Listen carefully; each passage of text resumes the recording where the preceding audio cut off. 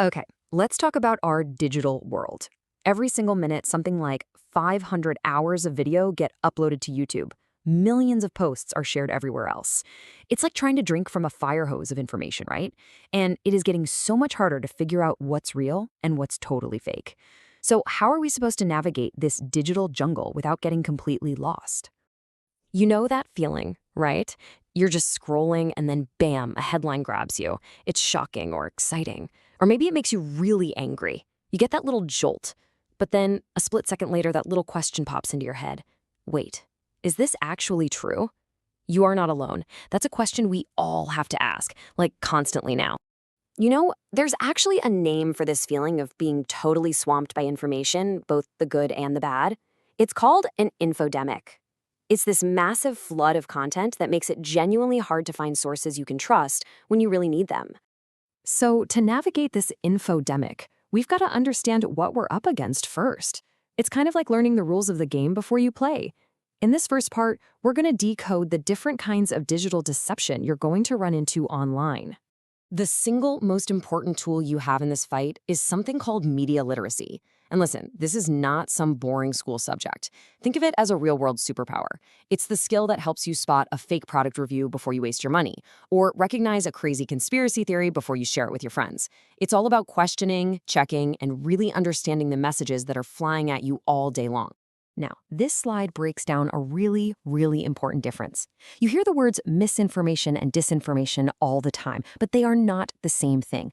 Misinformation, that's an honest mistake. Like when your aunt shares a fake celebrity story because she thought it was real. No harm intended. But disinformation, that's a deliberate lie. It's created specifically to trick you, like a fake account made to spread rumors and influence an election. Understanding that difference helps you see the intent behind the fake news. So why is this stuff so good at fooling us? Well, it's kind of like a perfect storm. First, it hijacks our emotions. It's designed to make us angry or scared or super excited. Second, it makes these wild claims that are just hard to ignore. And third, the algorithms themselves are built to keep us hooked, not to tell us the truth. If you click on one weird video, guess what? The algorithm is going to serve you up 10 more, pulling you deeper and deeper down that rabbit hole. Okay, so we've laid out the problem. Now let's get to the good part, the solutions. This isn't about feeling helpless. It's about getting empowered. In this section, we are going to build your personal fact-checking toolkit so you can spot the fakes and find the facts. The foundation of this whole toolkit is critical thinking. And let's be clear, this is not about being negative or just doubting everything you see. It's the opposite. It's about being curious. It's about asking simple questions like, who made this? Why'd they make it? And who are they trying to reach? It's about being an active detective, not just a passive consumer of information. So what you need is a simple strategy you can actually use. And this one is one of the best. It's called the SIFT method. Just 4 simple steps. First, and this is the most important one, just stop. Before you react, before you share, just take a breath. How does this post make you feel? Next, investigate the source. Who actually posted this? Are they legit? Third, find better coverage. Are any reliable mainstream news sites talking about this? And finally, trace the claim or the photo back to its original source.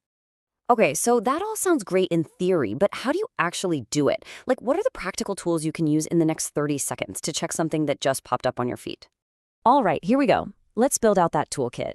Here are 3 super powerful tools.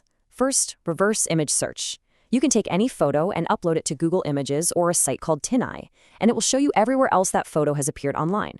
It's the fastest way to see if a picture is old or from a totally different event. Second, use fact-checking websites. There are amazing global ones like Snopes or PolitiFact, and fantastic local ones like factcheck.bg right here in Bulgaria. And finally, there's the Google Fact Check Explorer, which is a search engine that shows you if professional fact-checkers have already looked into the exact thing you're curious about. Okay, so once you have these skills, the next step is a big one. It's realizing they aren't just for you, they're for everybody. This is where we shift from just being a smart consumer of information to being a responsible and active digital citizen. Being a good digital citizen just means understanding that your actions online have real-world impact. Every single share, every like, every comment, it all adds up. It affects the health of our shared online space. And by using your skills, you can actually help protect the people you care about from being misled. So here it is, your mission, should you choose to accept it. 5 simple rules for being a great digital citizen. 1. Just pause before you post. 2. Always ask that crucial question, who benefits if I believe this? 3. Be a helper, not a shamer. If you see a friend share something fake, maybe send them a private message. 4. Use the report button. It's there for a reason. And 5. Support the truth tellers, the real journalists and creators who do the hard work of getting things right.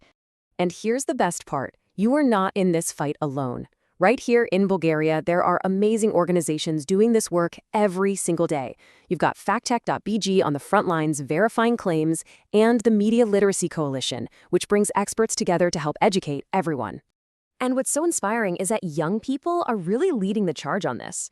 A perfect example is UNICEF Bulgaria's campaign, which is literally training and empowering students to become fake news hunters, giving them the skills to make a real difference in their own online communities. Which brings us to our final, and maybe my favorite section.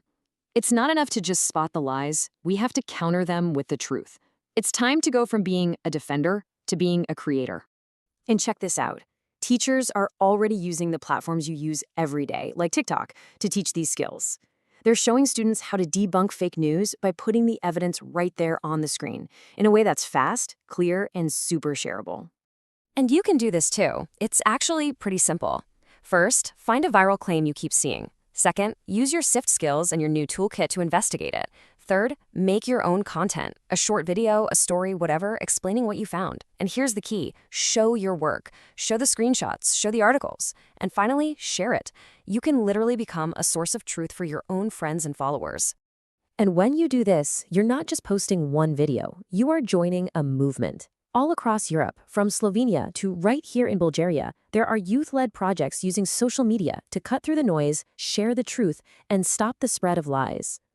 So, after all of this, what's the big takeaway? What does it all boil down to? It's these 3 simple actions. In our digital world, this is the new foundation of being a good citizen. It's how we protect ourselves, our friends, and our democracy. Think first, check facts, then share.